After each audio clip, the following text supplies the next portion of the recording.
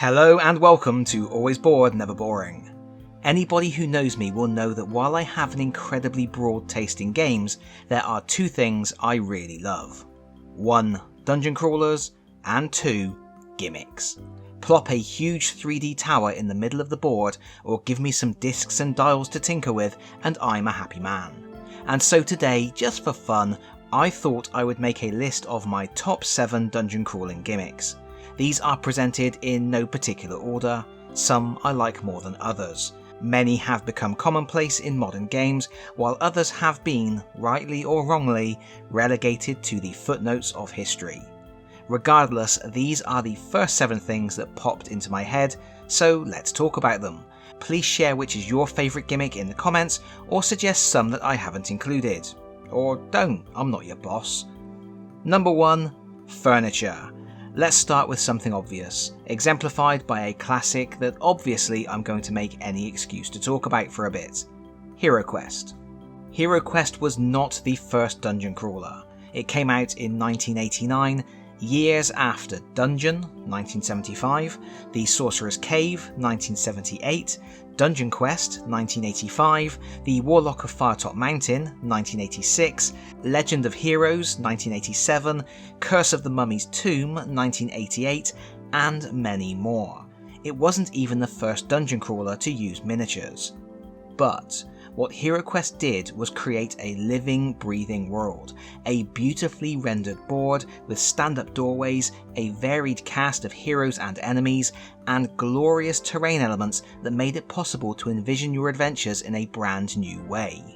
It's perhaps hard to imagine it these days, when 3D elements or terrain upgrade packs are relatively common for adventure games, but there was something so captivatingly magical about dropping a bookcase or fireplace into a room to create a backdrop for the desperate combat that ensued.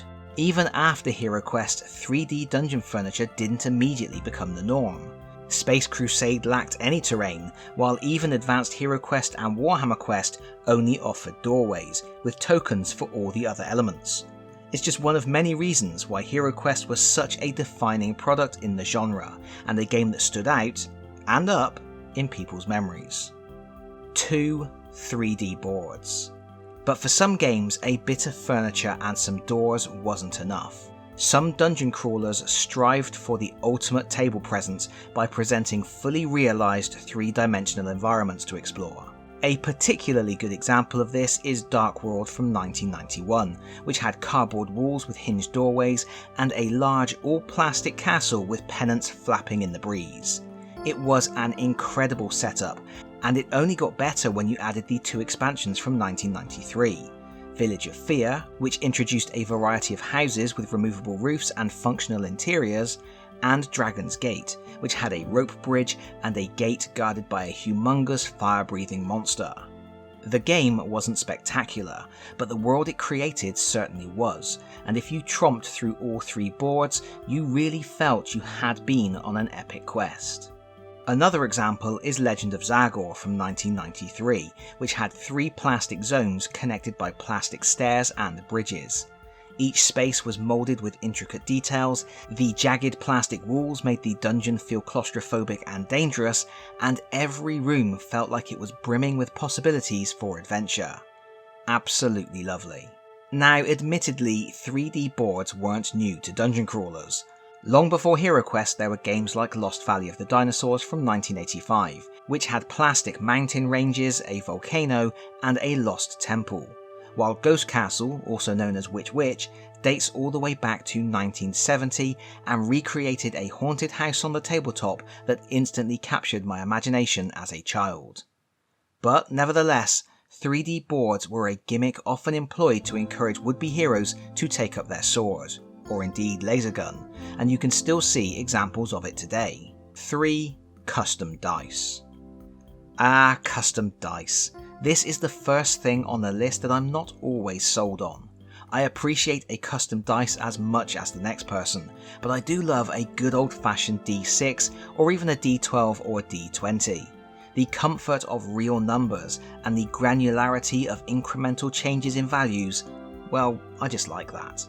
And yet, I cannot deny the appeal of a really nice custom dice. HeroQuest is one of the gold standards of custom dice because they make combat so instantly understandable and engaging, especially for younger players.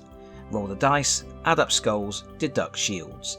It's a system so good that it was used again in HeroScape in 2004 and has clearly influenced many designs since. But custom dice don't always equate to simplicity, and at the other end of the scale you have something like Descent Journeys in the Dark 2nd edition, where you have different attack, power and defend dice, with different combinations of values and icons that mean with a single roll you can determine the strength and range of attack and generate surges to trigger special abilities. Another game with custom dice that I have to mention is my top game of 2024, Stalagbite. That game has a custom dice for each type of enemy and hero, making it incredibly easy to resolve combats with attack, defense and counterattacks. 4. The toy factor. Some people may argue custom dice aren't really a gimmick. They are an integral element of the design rather than a superfluous quirk. Fair enough, those people are probably right, but I think I am on safer ground when I talk about games that add an extra toy factor.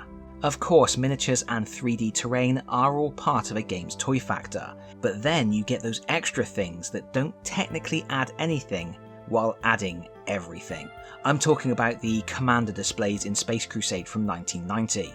Constructions of plastic and card that exist so you can track your commander's life points, your score, and which of your weapons have been upgraded. There were other, simpler, dare I say less fun ways to achieve this, but what we have is something cool and memorable. The alien dashboard in Space Crusade is similarly over-elaborate, with plastic end caps that convert what is effectively a reference card into a sci-fi display. One of my favourite examples of an over-engineered solution to a simple problem is the Mace of Chaos from the aforementioned Dark World. This chunky piece of plastic has a coloured ball inside it for each hero. You shake it, and the order of the balls determines the order in which the heroes move. That's the kind of stupidly cool nonsense that makes me smile. But there is one specific type of toy factor that I would like to talk about in a bit more detail. It could almost be a separate entry on this list. Miniatures that you can accessorize. Now these aren't particularly common, because I should stress, I don't mean miniatures that can be assembled in different ways. Kingdom Death Monster, for example, came with dozens of plastic frames of accessories that you could use to kit bash characters that look the way you wanted. But that's a different thing. That's just a standard part of the miniatures hobby. For the purposes of this list, I mean miniatures that you can play dress up with. A simple example is the Heroes from Dark World, a game that keeps turning up on this list because they used every trick in the book to make it attractive. Each hero is sculpted so that it can hold a weapon. You select a basic weapon at the start of the game, and you can upgrade to a gold weapon later on. Neat. A more sophisticated example comes not from a dungeon crawler, but from a skirmish game. So yes, it's a bit of a cheat including it here, but what the heck.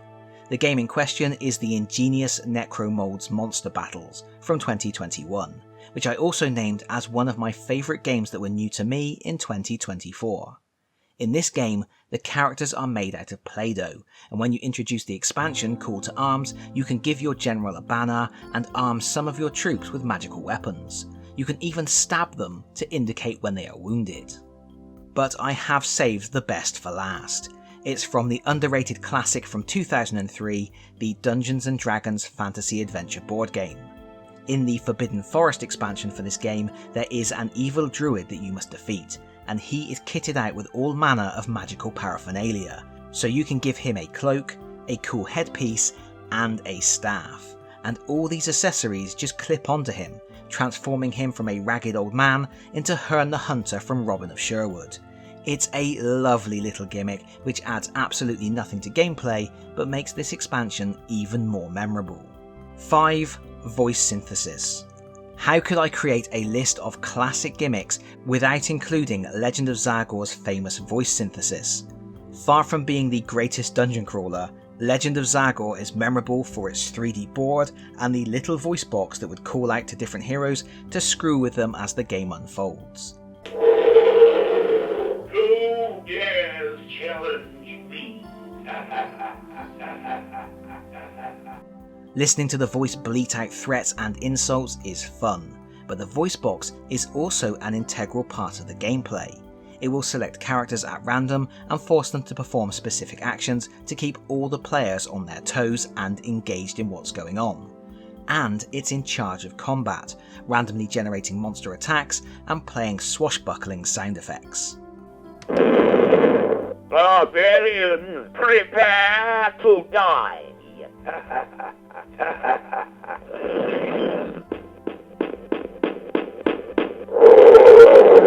You are not alone! You hear a sound behind you. Strength 4, stamina 2.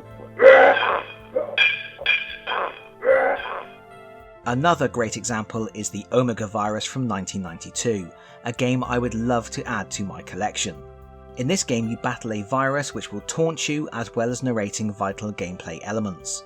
Incidentally, the Omega virus also has dress-up miniatures with cool backpacks that you can clip your equipment onto. 6. VHS. Many games over the years have incorporated a VHS, or later a DVD, to serve as a kind of games master that dishes out challenges and insults. I'm thinking of games like Atmosphere, otherwise known as Nightmare, from 1991, or Star Trek the Interactive VCR board game from 1993. However, no board game has made use of a VHS in so spectacularly absurdly awful and brilliantly memorable style as Dragon Strike from TSR, published in 1993. The VHS in Dragon Strike isn't part of gameplay, it's more of a tutorial, but a tutorial written before the game was finalised and therefore full of inaccuracies, reeling off mechanisms that simply aren't in the game or hand-waving vaguely at concepts in a rather useless manner. But what really makes this tutorial special is that it was woven into a narrative, with actors taking on the roles of fantasy characters and romping through an adventure filmed in the notorious hyper-reality. Feeling brave tonight? How brave? Brave enough to do battle with hideous monsters? Brave enough to sneak around dank castles in the dark and chance being the next victim of a dragon strike?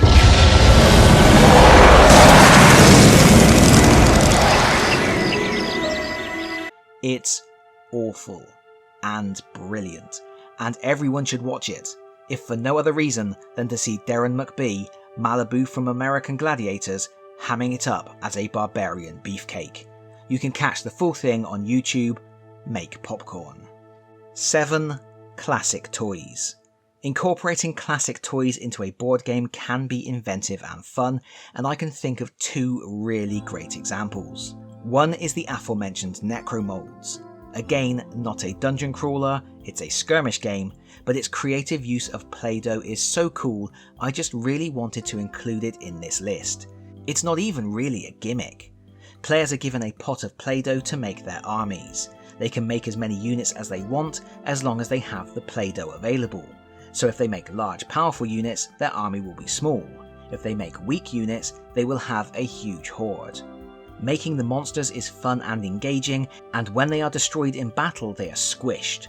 Their mushed remains become part of the battlefield, terrain that can shape the course of the war. A more on-point example comes in the form of Heroica from 2011, a simple HeroQuest style dungeon crawler with maps and minions made out of Lego. I don't have a copy of Heroica, not the core game or any of the expandalone packs, although I feel I should have bought them while they were still in production. But I do have the Lego Lord of the Rings Battle of Helm's Deep game, which uses the same system to create Helm's Deep on your tabletop. The fact the game is made out of Lego doesn't really factor into the gameplay, but it gives the game a unique aesthetic and allows for great customization. You can create your own boards and even make your own Lego dice, introducing new rules and new ways to play. And there we have it, my top 7 gimmicks from dungeon crawlers. Why don't you let me know your favourites in the comments section, because that is it from me for now. Thank you so much for watching. If you like this video, please consider pressing the like button. If you really like this video, please consider subscribing if you don't already do so. And hopefully, I will see you all again very soon. Bye bye everyone. Bye bye.